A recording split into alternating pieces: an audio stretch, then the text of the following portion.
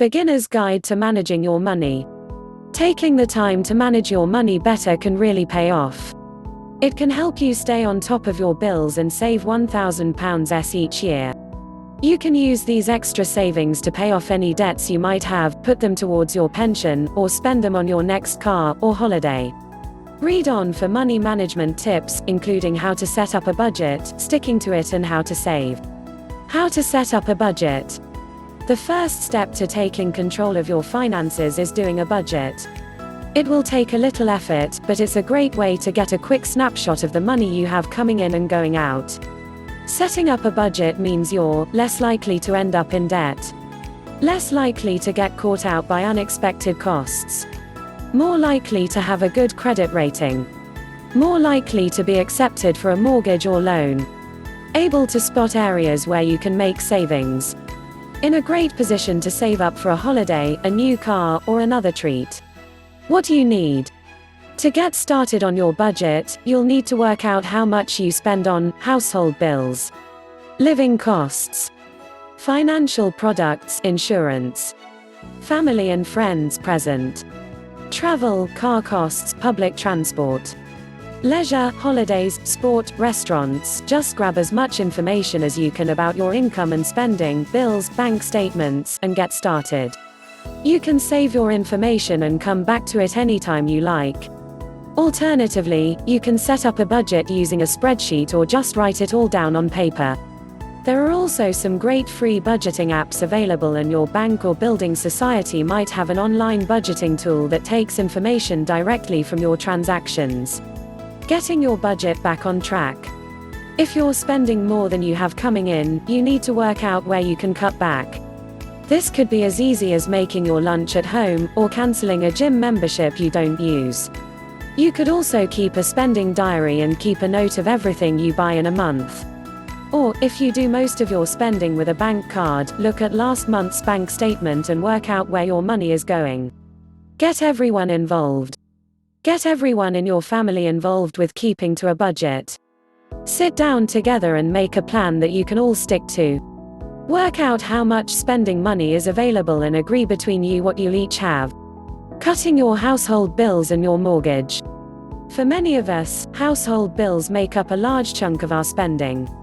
You can also save hundreds and even thousands of pounds by shopping around for a new mortgage, or reviewing the one you already have. Be flexible.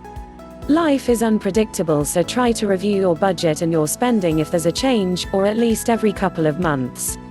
You might get a pay rise, which means you can save more, or you might find your household bills increase. Paying off loans and credit cards. If you have loans or owe money on credit cards, it usually makes sense to pay off the debt that charges the highest rate of interest first. Examples include credit cards, store cards, which normally charge the highest rates of interest, personal loans from the bank, which normally charge a lower rate of interest than credit or store cards. It is important to make sure you don't break the terms of your agreements. So even if you're focusing on paying down another debt, you must pay at least the minimum on any credit cards and your monthly required payments on any loan agreements.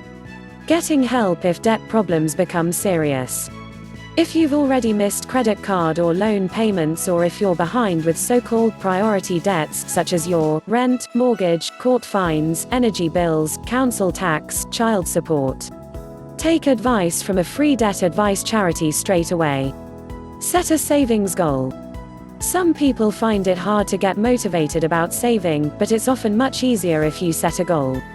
Your first step is to have some emergency savings, money to fall back on if you have an emergency, such as a boiler breakdown, or if you can't work for a while.